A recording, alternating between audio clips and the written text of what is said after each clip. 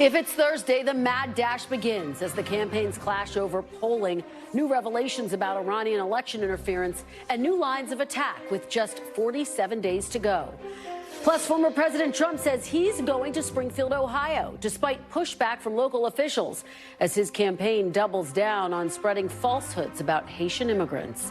And what's next for House Speaker Mike Johnson and his plan to avert a government shutdown at the end of the month, after House Republicans fail to pass their own funding bill?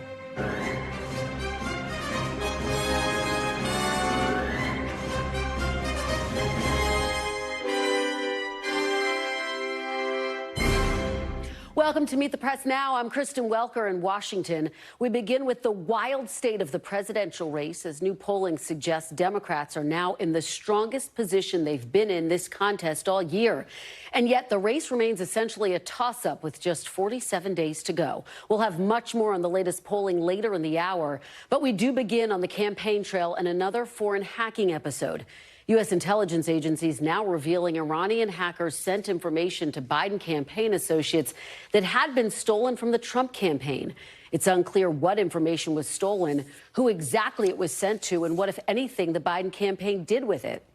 U.S. officials say the malicious cyber actors sent the information in the form of unsolicited emails, and that there is currently no information indicating those recipients replied. The Harris campaign says they have cooperated with authorities and that they are not aware of any hacked material sent to them. Despite a lack of evidence, the Trump campaign is now accusing the Harris campaign of illegally spying on it, while accusing President Biden of working with Iran without any evidence.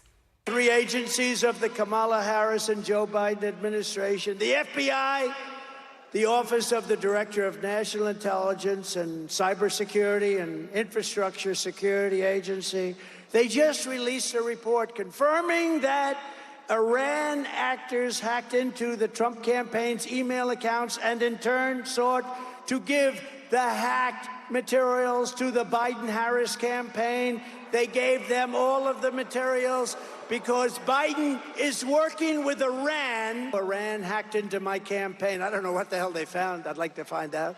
Couldn't have been too exciting. But they gave it to the Biden campaign. I can't believe it. Oh, yes, I can. Now, again, the Harris campaign says it's not aware of any hacked material sent to them.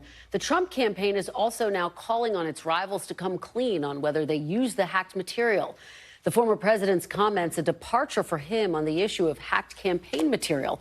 In 2016, his campaign freely and repeatedly used information about the Clinton campaign that had been stolen by Russian hackers and leaked online. As president, he publicly said he'd take information about his political rivals from foreign adversaries and maybe not tell the FBI. His response to the hack comes amid a string of unconventional campaign decisions of late, including last night as he vowed to travel to Springfield, Ohio and Aurora, Colorado, 2 cities the Trump campaign has used to push unfounded and baseless rumors about immigrants. They've got to get much tougher. I'm going to go there in the next 2 weeks. I'm going to Springfield and I'm going to Aurora. You may never see me again, but that's okay. Got to do what I got to do. Whatever happened to Trump? Well, he never got out of Springfield. Springfield Mayor Rob Rue has been on the record that a visit from Trump would be an extreme strain, in his words, on their resources as the community reels from bomb threat hoaxes in the wake of the former president's false claims about Haitian migrants eating pets, claims that have been repeatedly debunked by local officials. Let's bring in some of my NBC News colleagues now. Ken Dilanian is covering the Iranian campaign hack story. Shaquille Brewster is in Springfield, Ohio. Vaughn Hillyard is covering the Trump campaign, and Mike Memoli is covering the Harris campaign.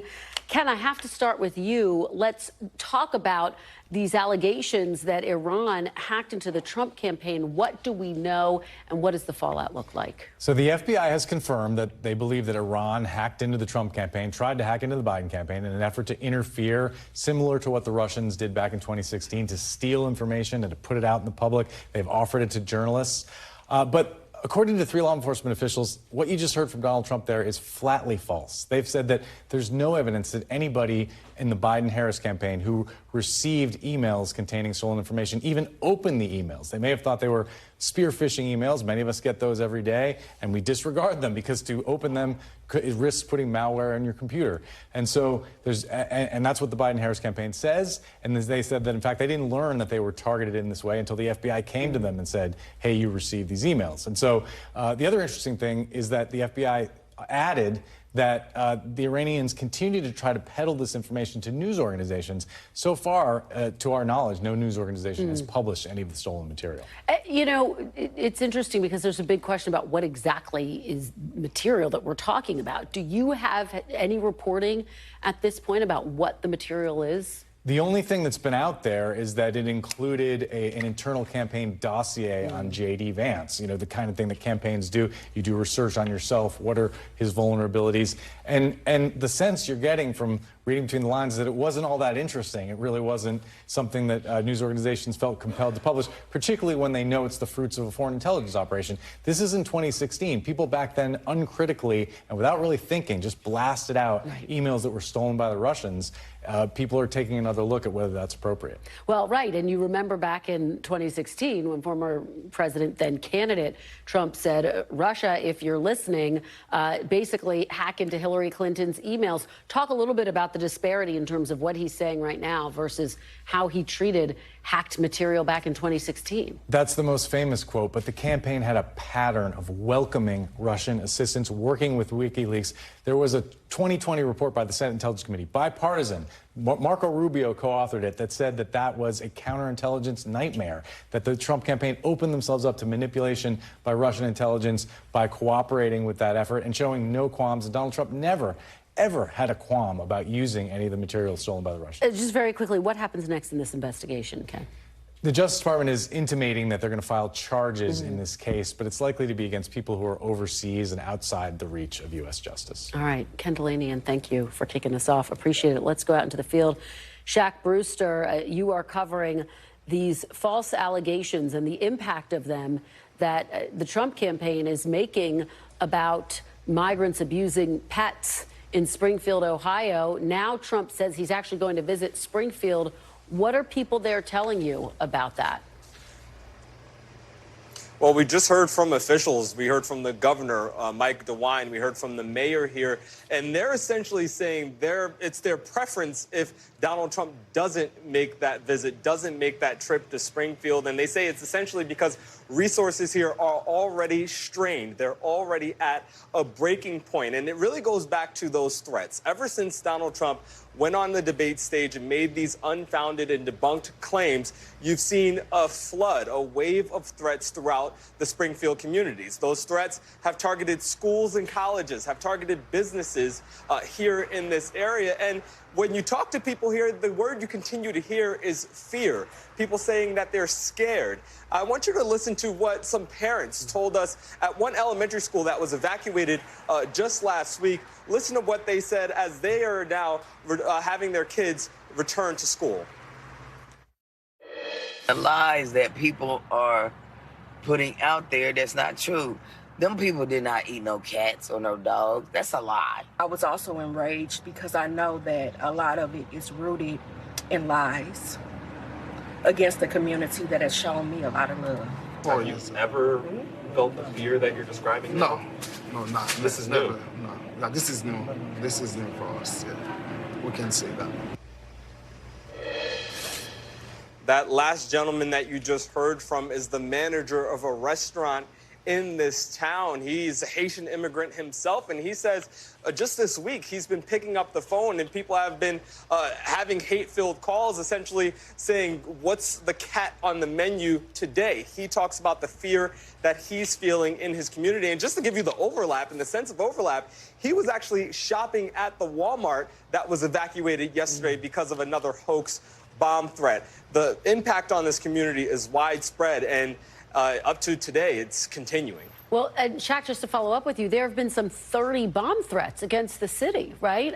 I mean, this is a community that is really dealing with a new reality in terms of the fear that they're experiencing. Exactly, and those threats lead to resources being exerted. And this is a town. You know, you had one official saying, look, this is not New York City. This is not Chicago. They're not used to having big events come to their town. So For example, when we talk about the threats to the schools, well, the governor had to launch state troopers, about 36 state troopers, to go to each of the school buildings in this town. And they go through every morning and essentially sweep for explosives, and then are also stationed there throughout the day to make parents and students feel safe. So you have that on top of the idea that former President Trump is expected. He says he'll be visiting here at some point in the next 2 weeks. The local officials are saying we're already strained, we're already dealing with a lot, and any visit from any presidential candidate with all the resources that are required to secure those kind of events are just not welcome at this time. And that's nothing to say about the false threats, false claims, I should say, about the Haitian immigrant community here. And it comes as Vivek Ramaswamy is set to hold a town hall there tonight. Of course, a former presidential candidate, a Trump supporter. Yeah. What are you watching for there, and how are people responding to that? Yeah, you know, the town manager was actually asked about that event directly, and he essentially said that it adds an additional level of security strain to what they're already dealing with, even an event like that. According to Ramaswamy, according to that press release, we know that he's going to have this town hall later this evening. He says that it'll include community members, including immigrants from Haiti. We'll see what that looks like. We're expecting to be there and to have at least a camera there to kind of see what those interactions are like. But look, this is a town where you have a cultural event that was scheduled for later this month. It was already canceled. You had a local debate with politicians already canceled because of the threats. It's a town, when you talk to people, again, they are scared. And while they are proud to be in their town, very proud people here, they don't like the attention that they've been getting. And it's something that, when you listen to officials, is increasingly harmful, and it's causing a chilling effect here. All right. Well, we know you will continue to report out the fallout. Thank you so much, Shaq Brewster. Really appreciate it. Vaughn, let me turn to you now.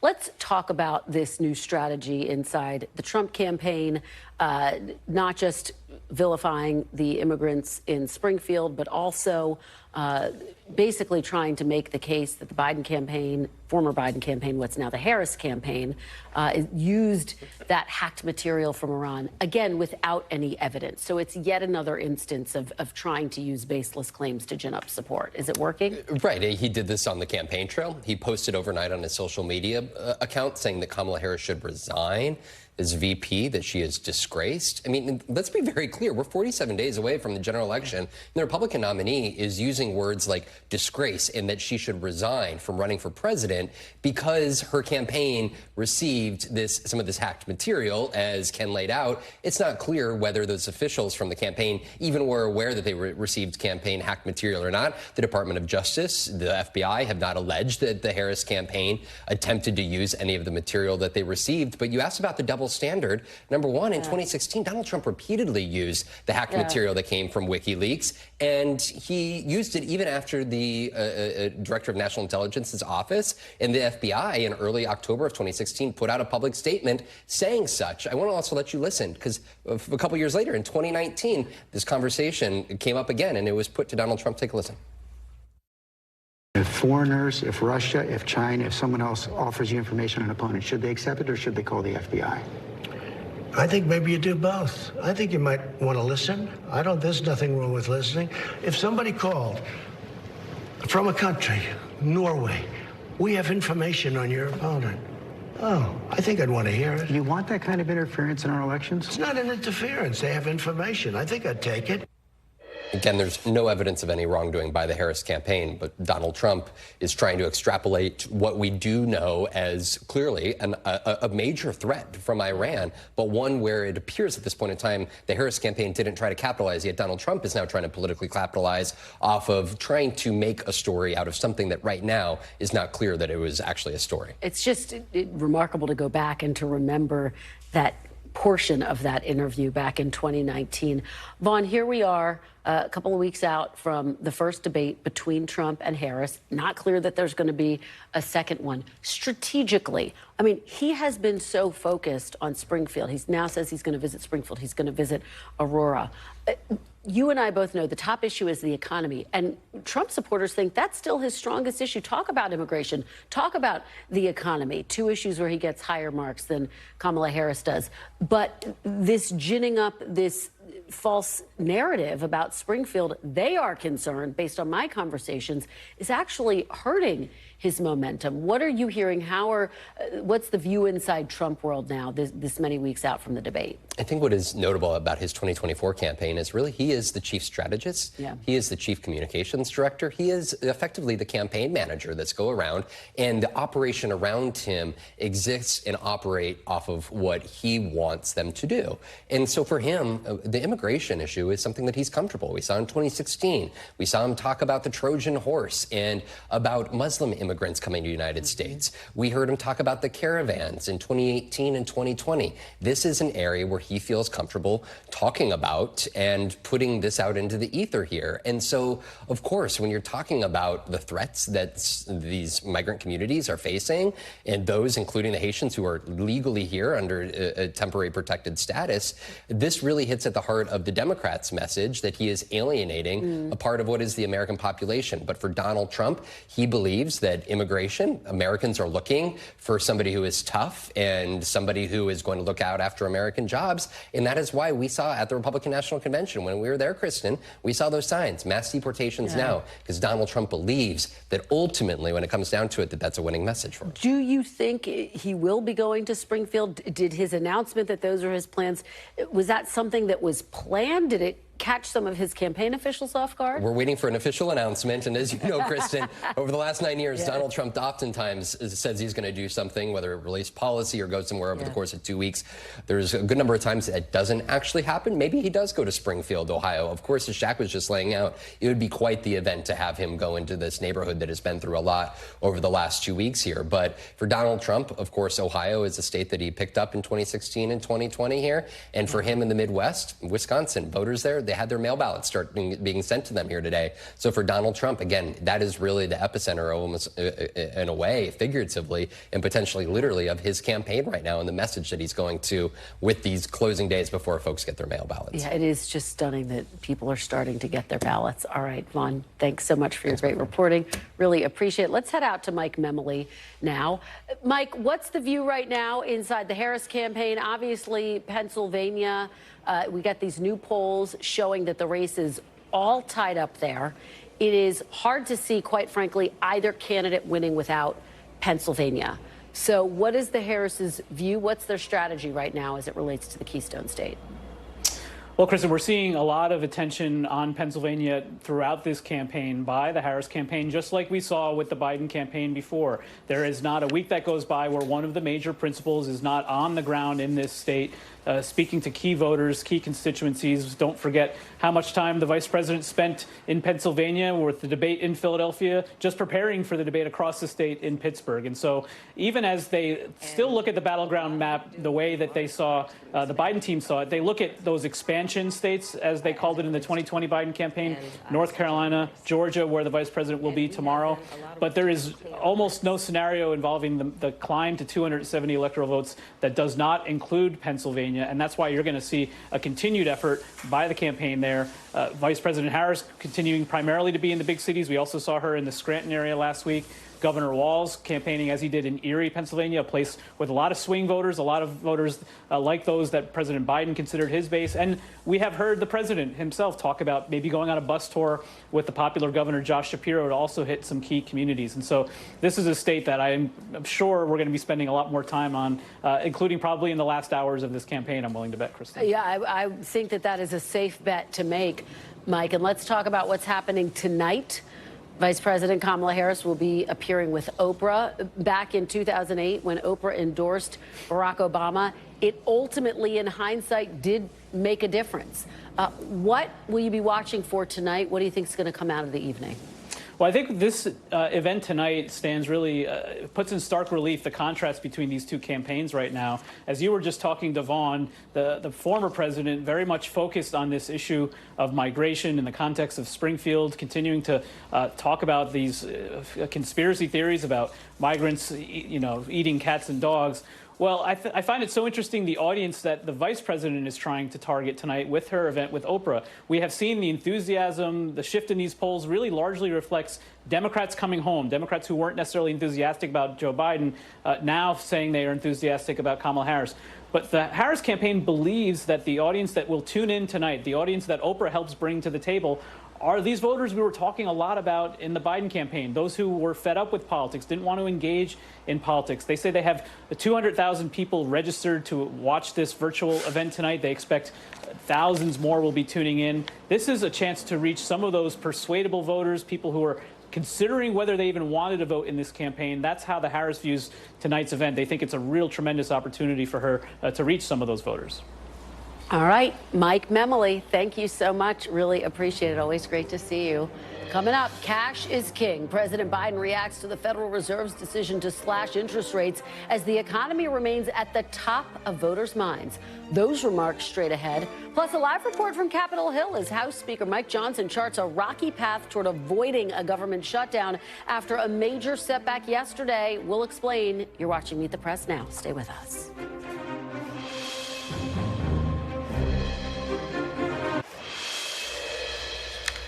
Welcome back. A day after the Federal Reserve's aggressive interest rate cut, President Biden delivered remarks this afternoon at the Economic Club of Washington, touting progress made by his administration in fighting inflation, while emphasizing more work does need to be done.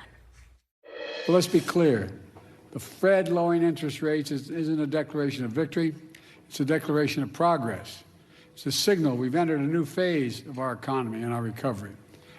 You know, I believe the importance for the country to recognize this progress because if we don't, the progress we made will remain locked in the fear of negative mindset that dominated our economic outlook since the pandemic began.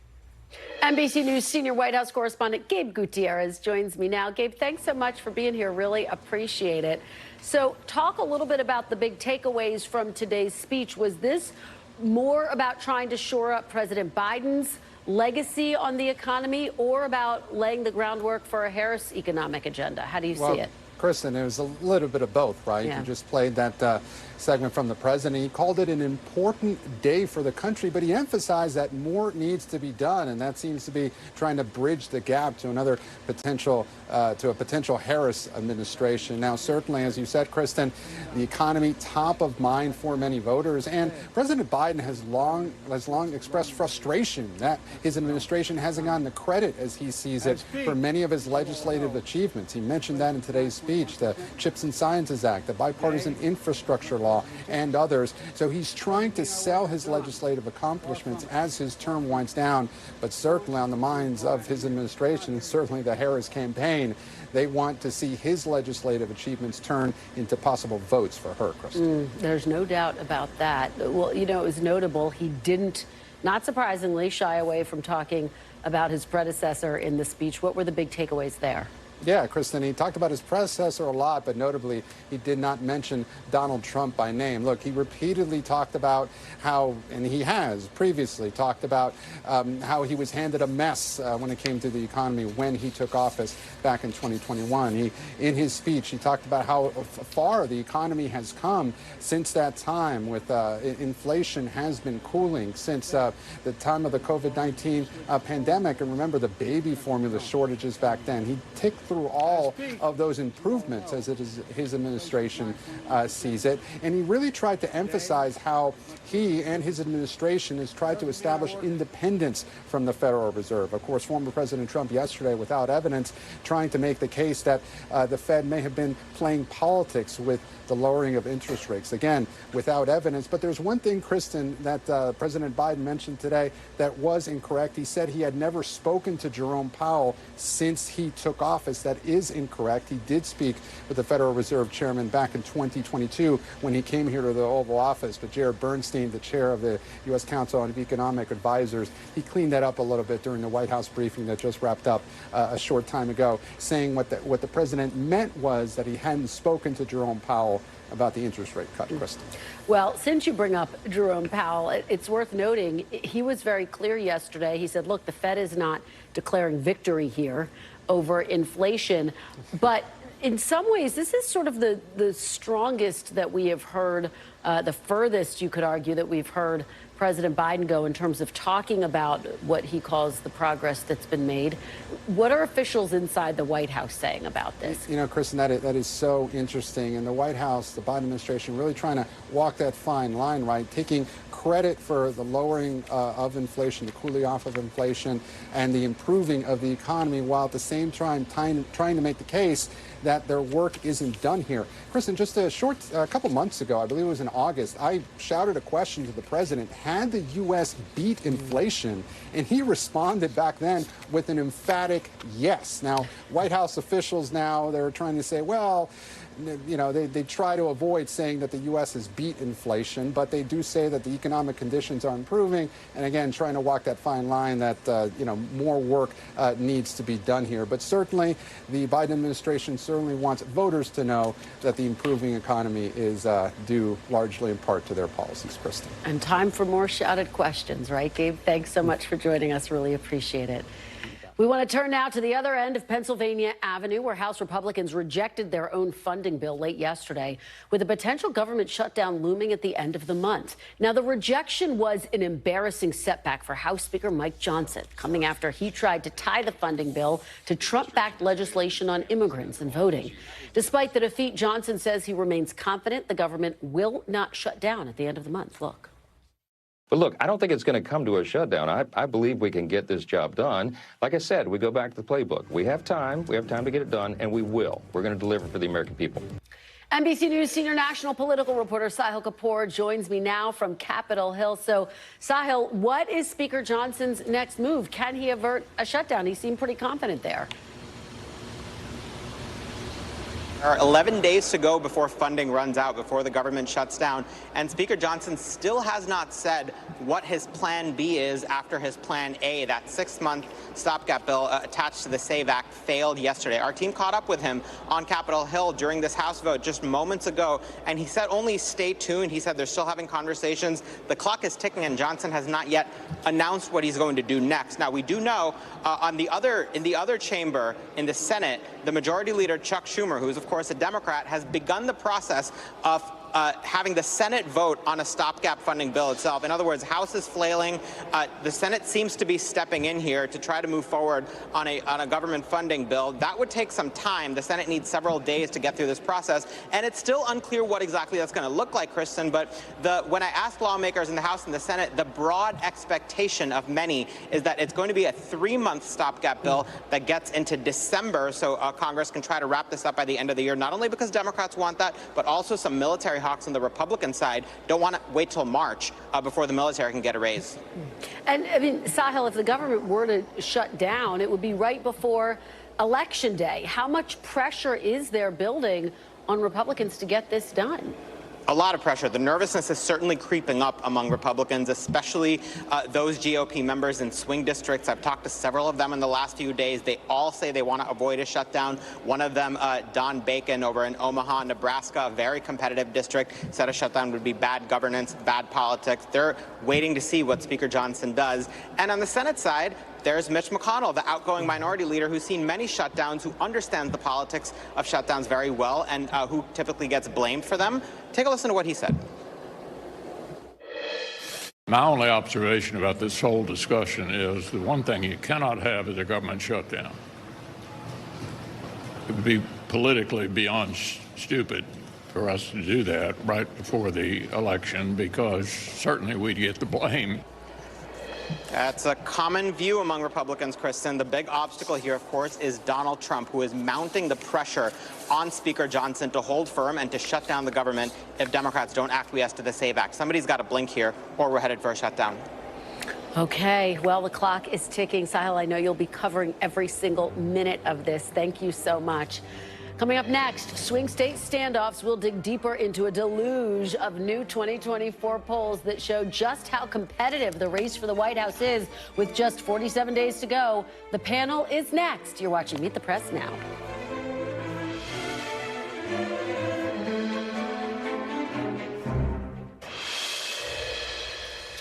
Welcome back. As we mentioned at the top of the show, while national polls show a very close race between Vice President Harris and former President Trump, polling in battlegrounds appear to show signs of optimism for the Harris campaign. The vice president leading or tied with Trump in 3 key swing states, as she appears to narrow the gap with the former president on voters' top issue, the economy, trailing within the margin of error on the issue in those same key Rust Belt states in a recent Quinnipiac poll. Joining me now to break down the numbers, our panel, Benji Sarlin, Washington bureau chief for Semaphore, Democratic strategist Ashanti Golar, and Republican strategist Doug Heye. Thanks to all of you for being here. A lot to discuss here. We keep getting all of these new polls, Benji. So just set the table here. Where are we in this race? It's still incredibly close, right? So on one level, we just got seemingly dozens of polls overnight, a flood of numbers in Pennsylvania showing mostly a narrow Harris lead if you average them out, similar in some of the other key Rust Belt states. But the truth is, everyone is just going to treat this as pretty much a toss-up to Election Day. We are in the zone where no one's especially confident in the polls after 2016 and 2020, and no one has such a large lead that you would say it is even an especially durable advantage right now. You should just pretty much act and vote as if you have absolutely no idea what's going to happen on Election Day. Which, you know, just underscores how divided the country is, Benji, and it's really been that way since the beginning of this race, even when President Biden was at the top of the ticket. Let's look at this polling on who would be the better candidate for bringing needed change to the country. Take a look at this. Harris leads 50%. Ashanti to 47%. This is significant because this is being viewed as a change election. The candidate who can make the case that they're the change agent may, I want to caveat that, have the momentum heading into Election Day. Yes. One of my favorite quotes comes from Congresswoman Ayanna Pressley, and she says, you can't pull transformation. And that is what we see happening. We knew this was always going to be a close race even before the switch. And it is great to see these polls, and it does show the energy, but also the work that Vice President Harris and Coach Walz are putting into this campaign. They are taking all of these states seriously. They have great policy, and they are meeting voters where they are. And that is what we are seeing. So as long as they continue to do that, we're going to see that surge of energy remain. Doug, one of the things, if I were the Trump campaign looking at these numbers, that I would be most concerned about is on the economy. He still leads her comfortably, but she continues to catch up. What do you make of those figures when you see her inching along on the economy? Well, it tells us that the economy is obviously getting in a better place, and people are starting to feel that. So, you know, obviously we haven't been able to poll a, 50 basis points in the interest rates, but they're starting to feel some of that. Yes, Trump still has the advantage, but it's not the advantage that he needs, and in part because Trump isn't just a candidate, he's a brand, and his brand is successful businessman, I'm going to grow jobs in the economy. So if he's not winning that massively, he needs other areas, and that's obviously why we're seeing such a focus on, regardless of the rhetoric, immigration. Yeah, let's put up, I want to put up this Fox poll that shows that it's still the economy, immigration, abortion. But abortion has actually, Benji Sarlin, gained some steam on this issue. You see 15%, 39%, economy still the top issue, but 15% now say it's their most important issue. What do you make of that, and what does that mean about potential turnout and enthusiasm in November? One thing I would keep an eye on that some pollsters have brought up with us recently, and I think you've seen it especially in some of the Pennsylvania polling lately, some of the Michigan polling, is that the gender gap varies a lot from poll to poll. But some of those polls that show Harris with a significant lead, even if it's just 3 points, 4 points, 5 points, what's happening is a massive lead with women that is larger than Trump's own significant lead with men. And I know this seems like a very perhaps boring answer of what happened if we wake up and there's a Harris victory, but it really might be as simple that Trump has just not hit his floor with women, especially in the suburbs, especially college-educated women, since Dobbs. And that could make up potentially for some losses elsewhere, even decisively. Yeah, I mean, Doug, he's trying to deal with that gender gap by doing things like proposing free IVF that would be paid for by the government insurance companies. Do you think he's gaining any ground there? Not yet, and part of it is because he puts forward a proposal that may make sense, may not make sense, depending on the viewer.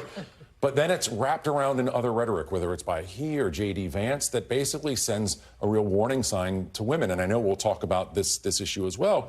Then you have problems of other Republican candidates, Mark Robinson in North Carolina being a key example. That is a bright red flashing light that says do not enter if you're a woman. And that's what I hear from Republican women in the state. Yeah, well, since you brought up Mark Robinson, let's talk about it. CNN is reporting that there's new evidence that he posted on an adult website, some very controversial statements, which I cannot repeat here. So we'll just talk about it at the 30,000-foot level. But Ashanti, in fact, now pollsters are looking this and saying instead of this being lean Republican, this is or lean Democrat, it's a likely Democratic race for the gubernatorial race. In North Carolina, a critical state. Democrats haven't won it since 2008. Yes, a very critical state. You know, I read a little bit of it, and wow, that is some wild stuff. Yeah. That's all I can really say. Read it a couple times. That was some wild stuff. Yeah. But it also shows how important these statewide races are, these local races are. And we just saw the Harris-Walz campaign and the DNC invest $25 million in state and local races, because we know it's about the presidency, but it is also about what is happening in these states, such as North Carolina. Yeah. I know the Black Women's Leadership Collective just hosted a statewide call with 500 Black women who were really jazzed about Vice President Harris, Coach Walz, but also that governor's race. Yeah. They know that there is so much at stake, and it is going to have an impact. And I'd argue that race was already sort of decided, or certainly likely Democrat anyways. But Mark Robinson hasn't had any money, so he can't drive voters to the poll as well. And the people that are nervous, they're not nervous about that race. It's how does he end that race and the lack of funding affect the Trump-Harris race? Yeah, and he, I should say, has denied the claims. He says he's not dropping out of the race. Benji Sarlin, you are very focused on a number of issues, including health care and including recent comments made by J.D. Vance that seem to at least get a little bit ahead of what we've heard from former President Trump on his health care policy. I want to play a little bit of it, get everyone's reaction on the other side. A young American doesn't have the same health care needs as a 65-year-old American. A 65-year-old American in good health has much different health care needs than a 65-year-old American with a chronic condition. We want to make sure everybody is covered, but the best way to do that is to actually promote some more choice in our healthcare system and not have a one-size-fits-all approach that puts a lot of people into the same insurance pools, into the same risk pools, that actually makes it harder for people to make the right choices for their families. So, Benji, what's notable about that is that he seemed to be opening the door to potentially saying that a Trump administration would get rid of coverage for people with pre-existing conditions. What did you hear? What is your reporting telling you? So that line, and he repeated some similar things in North Carolina on Wednesday. Everyone who has experience in healthcare policy from the Obamacare wars immediately noticed what he was saying. There's a reason Trump talks vaguely about concepts of a plan. What Vance is talking about is a way to separate people with chronic conditions, pre-existing conditions, into a separate set of insurance coverage than people who are young and healthy. The only way to do that is to pretty much pare back, change, or eliminate entirely the protections for pre-existing conditions in the Affordable Care Act. It resembles some of the proposals that were pushed during Trump's presidency that he has not specifically embraced this time around. So definitely notable. It's so interesting, Doug, because Trump has said concepts of a plan for a reason. Yeah.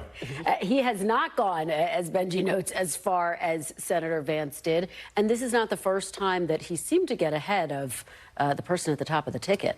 No, and I looked at that and thought about when I worked in House leadership, where we were doing a lot of repeal votes. The replacement was much harder, and it was because Republicans couldn't really identify, and this was Paul Ryan and Dave Camp, Fred Upton, sort of your adults in the room, couldn't identify what they agreed on. They could figure out what they didn't want, not necessarily what they did want. Trump wants to be vague for a reason. Vance obviously is getting in the way of that. Yeah. Ashanti, finally, tonight, Vice President Harris is going to be appearing with Oprah Winfrey. Yes. She's obviously been doing more of these appearances, hasn't done more interviews, though. Do you anticipate this strategy will stay this way? I should say she's been doing more local TV interviews. Yes. She hasn't been doing more national interviews. No, I think this is a great strategy, doing this event with Oprah. You're going to have locals from the state there, undecided voters, supporters, people from all the various coalitions. This is why she says Kamala Harris for the people. This is part of the strategy. And I really think people who haven't had the opportunity to hear a lot, or they feel they haven't heard a lot from the vice president, to tune in, because you're going to see that she's a wonderful person, she has great policies, and she's going to be a fabulous president. All right, guys, great discussion. We'll have to leave it there. Thank you all so much. Covered a lot of ground today. Coming up after the break, the very latest from Lebanon following a 2-day wave of explosions of Hezbollah-owned walkie-talkies and pagers, and now Israeli air and artillery strikes. We'll take you on the ground live to Beirut. You're watching Meet the Press now.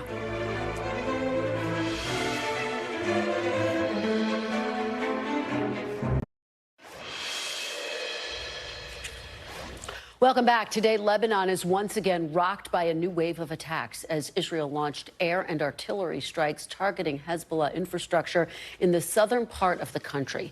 This comes after 2 days of wireless devices exploding across Lebanon. At least 37 people were killed in those attacks, including 2 children, according to the Lebanese Ministry of Health. In a televised speech today, Hezbollah's leader called the attacks a declaration of war and vowed to retaliate against Israel. But during those remarks, in their own show of force, Israeli warplanes were spotted flying over Beirut with reports of sonic booms shaking the capital. Joining me now is NBC News Chief International Correspondent Keir Simmons. Keir, thanks so much for joining me. So break this down. What are you seeing? What are people telling you there?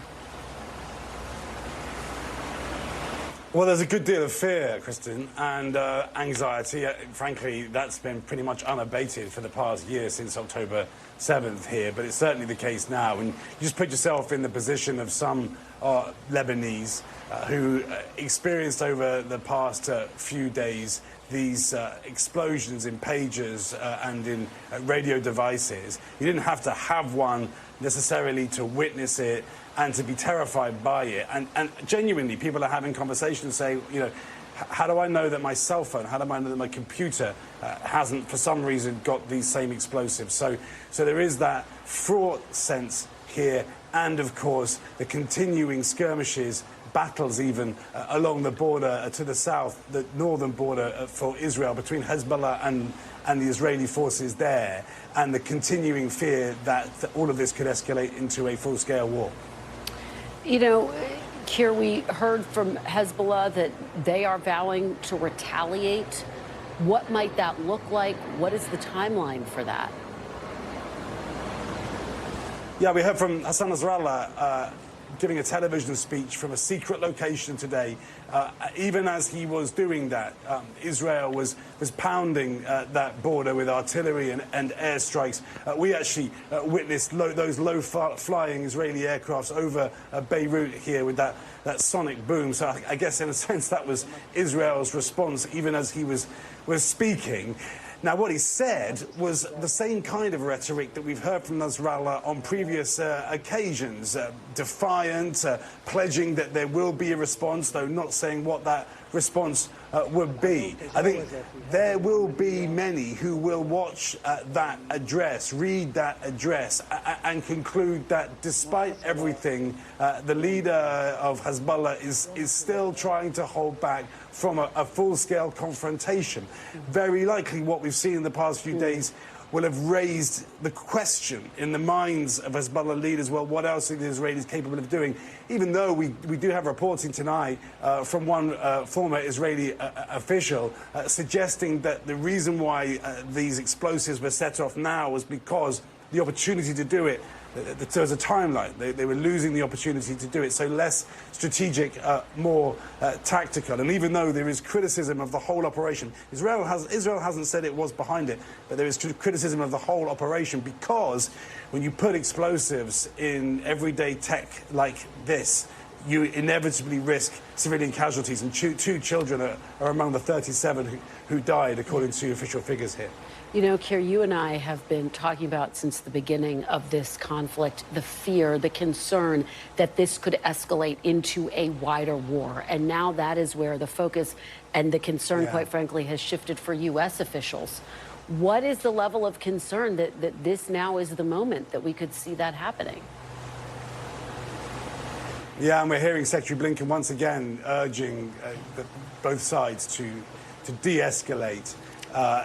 Look, of course, though, at the same time maintaining that support from the Biden administration, we've seen from the Biden administration for Israel over the past almost year since October 7th. It's very, very difficult to read. We heard the Iranians again today saying that they will carry out a crushing blow, the Iranian words, against Israel after this. We heard that from the Iranians after the killing of Ismail Haniyeh back in late July, the Hamas leader in Tehran. And frankly, basically, nothing has happened. We have a new president in Iran who is talking about wanting to talk to the US and to the West, though with very limited conditions. Exactly what Iran wants here, and that is one of the crucial questions, another one being, of course, what Israel wants. What Iran wants here is very, very difficult to figure out right now. Is it signaling to Hezbollah not to escalate this? And there will be different sides within the Iranian regime with different views about what Iran should do at this stage. But of course, what Israel is trying to signal is that a full-scale confrontation with it by Hezbollah, that Hezbollah would lose and that ultimately Iran would lose. Keir Simmons, thank you so much for your great reporting. Please stay safe there. We really appreciate it. It is good to see you. Still to come inside the battle to win Pennsylvania and the battle to secure the vote and protect election workers in one of 2024's most crucial swing states. My one-on-one interview with Pennsylvania's top election official is next. Stay with us. You're watching Meet the Press now.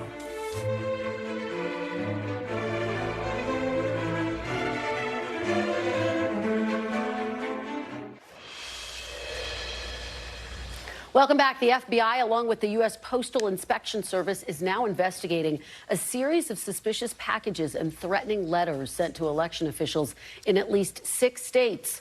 Earlier this week, secretaries of state, attorneys general, and state election officials received the envelopes, causing some offices to evacuate. The return address identified the sender as the U.S. Trader Elimination Army. So far, none of the packages have been found to contain any actual hazardous material. It comes as secretaries of state gathered in Michigan today to discuss how they are securing the election in their states ahead of November. And I'm joined now by the Secretary of the Commonwealth of Pennsylvania, Al Schmidt, who participated in that forum. He, of course, oversees the election in that critical battleground state. Thank you so much for joining me. Really appreciate it. Thank you for having me.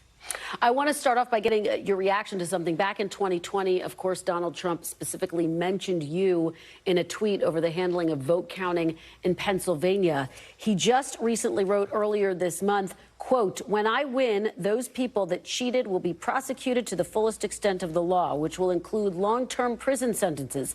Please beware that this legal exposure extends to lawyers, political operatives, donors, illegal voters, and corrupt election officials." What was your reaction to seeing that threat coming from the Republican nominee? Well, elections in Pennsylvania are run within the confines of the law, both at the county level and the state level. And as I've moved around the country meeting county to county to county with the election directors, with their county commissioners, the people who really have the responsibility for running elections at the county level, I am very encouraged that everyone is preparing for a smooth election and obviously doing everything by the book. Well, and that leads me to my next question, which is that earlier this year, Governor Shapiro tapped you to lead the state's election threats task force. What steps have you taken ahead of November, and what have you been seeing in terms of threats to election workers? A lot of states, including ours, have had some lessons learned from how the political environment has changed in the last several years. One of those things is the Shapiro administration setting up an elections threat task force in Pennsylvania so that if any of the ugliness does reoccur that we experienced in 2020, everyone will be ready. Everybody knows what everybody else's responsibilities are, whether it's the people responsible for running elections or law enforcement. And if we encounter any of that seeking to intimidate our voters or our election workers, law enforcement will do its job so our election workers can do the job that only they can do, which is counting our voters' votes in our democracy. And of course, all eyes are going to be on Pennsylvania, one of the biggest prizes in 2024. We all remember back in 2020, it did take several days to finish counting all of the ballots. It was Saturday when there was a final count. And of course, that fueled some of those claims that we saw from former President Trump. What has been done to try to get the ballots counted more quickly? Are you confident they will be this time around? Well, unfortunately, Pennsylvania has not had any election law reforms that would make that process go forward more expeditiously, as it does in many other states that allow canvassing of those ballots in advance of Election Day. So on Election Day, they're reporting the results. In Pennsylvania, that process can't begin until 7 a.m. on election morning, the very first step of it. So I would encourage your viewers to remember that if you hear anything about delayed election results in Pennsylvania, it's not a delay at all. It's simply how long it takes to count millions of votes. And so just to be clear, it could take several days to count all of the ballots in Pennsylvania again this cycle. Just to be clear, and as you say, to prepare voters for that possibility. Well, like every election, whether it's a presidential or not, it all comes down to how close an election is before you all call who won and who lost, and there's a consensus around that. It always takes many days and has always taken many days to count votes in Pennsylvania and every other state. It's just how many votes can you count with integrity and expeditiously before the outcome is certain. And unfortunately, we're out of time, but we should say you participated in a forum of secretaries of state today to talk about all of these pressing issues. We really appreciate your joining us to bring us all the latest information. Secretary of the Commonwealth of Pennsylvania, Al Schmidt, appreciate your time very much. I am back with more Meet the Press now. Tomorrow, the news continues with Hallie Jackson right now. Thanks for watching. Stay updated about breaking news and top stories on the NBC News app or follow us on social media.